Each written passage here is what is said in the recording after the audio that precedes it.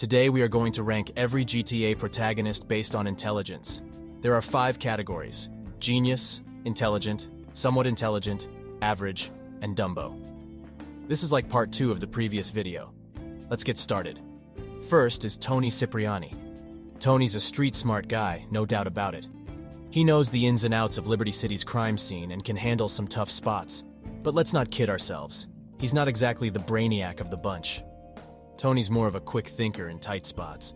But he's not the type to plan out elaborate strategies. He's more about rolling with the punches, and that's why we're putting him in the average intelligence tier. Next up is Luis Lopez. Luis, he's got that street smarts thing going on. He knows his way around the criminal underbelly of Liberty City, and he can navigate some pretty tricky situations. But let's keep it real. He's not exactly a criminal mastermind.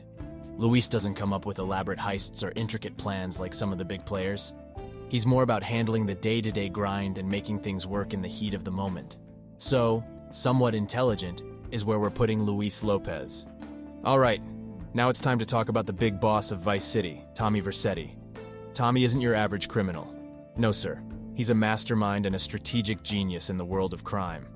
From orchestrating major drug deals to taking control of an entire city's underworld, this guy knows how to play the game. But it's not just about brute force with Tommy. He's got a brain, and he knows how to use it. He plans heists, makes alliances, and takes down his enemies with precision. In Vice City, he's not just a thug, he's a criminal genius. Tommy's ability to strategize and adapt to complex situations is what sets him apart. He doesn't just rush into things. He calculates every move, stays steps ahead of his rivals, and builds his criminal empire meticulously. So, when it comes to intelligence, Tommy Vercetti is at the very top, earning the genius title without a shadow of a doubt. Huang is next. Now you can't really say much about this guy because he has no voice, but at least he has so many dialogues, and by completing the GTA Chinatown Wars story, I can conclude that he is fairly average. He is no criminal mastermind, but just your average guy trying to make it in the criminal world? I'm going with the average tier. Now let's shift our attention to Victor Vance, the protagonist of GTA Vice City stories. When we talk about intelligence in the world of crime, Victor certainly doesn't fall short. Victor showcases a keen understanding of the criminal game in Vice City. He's not just a muscle man, he's a thinker.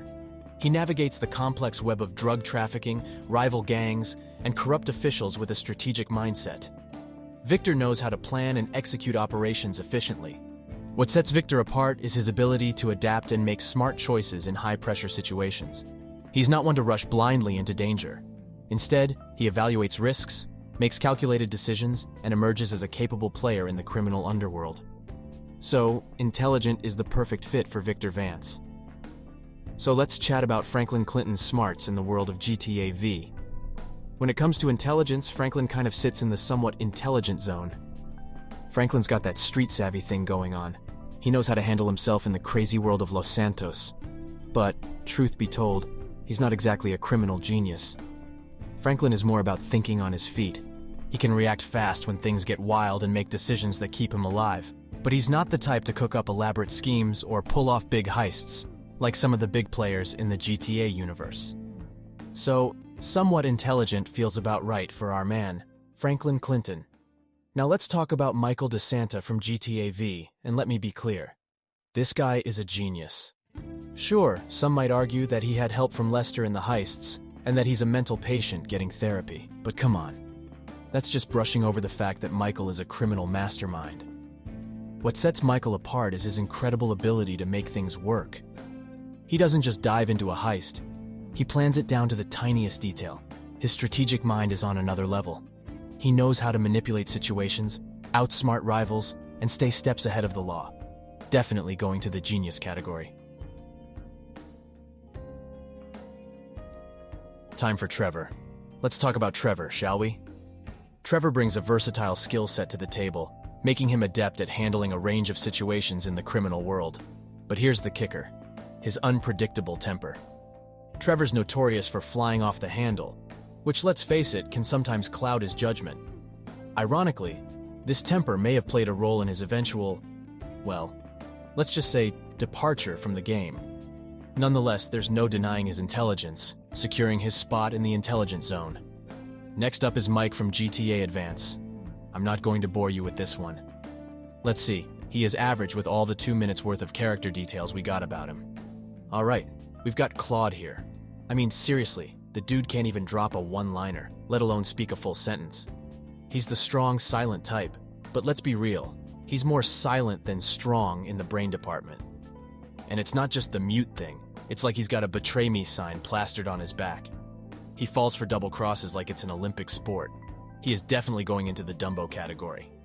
Nico is next. Now let's get into the brilliant mind of Niko Bellic from GTA 4. When we talk about intelligence, Nico definitely earns his spot in the intelligent category. First off, the man has a complex past and a deep understanding of the criminal world. He's not just a run-and-gun type, he's a thinker. Nico approaches his criminal endeavors with a level of strategy that's pretty darn impressive, but what really sets Nico apart is his ability to adapt. He can switch between playing it cool in a suit and tie and going full-on chaos mode when necessary. He's not just book smart, he's street smart too. Nico's decision-making skills are top-notch, and let's not forget, he's not one to be easily fooled. He can see through deception and isn't quick to trust anyone. Nico is definitely going to the intelligent tier. He's no genius, but he's no dumb guy either. Johnny demonstrates a level of street smarts that keeps him alive in Liberty City's tough biker scene. He knows how to handle himself in brawls and make strategic decisions when it counts. However, Johnny's intelligence has its limits. He's not the type to cook up intricate heists or elaborate schemes. His focus is primarily on maintaining the Lost MC's reputation and dealing with rival gangs. Easy, somewhat intelligent tier. Finally, we are down to Carl Johnson. He lives in a place where you can die at any moment by any means, yet he manages to protect his head by showing his smarts, you could say. Yeah, he had his crew's support, but the way he navigates the entire thing without getting clipped will definitely make him a worthy intelligent tier guy. So we are done. This is what the final list looks like. What changes would you make? Let me know in the comments.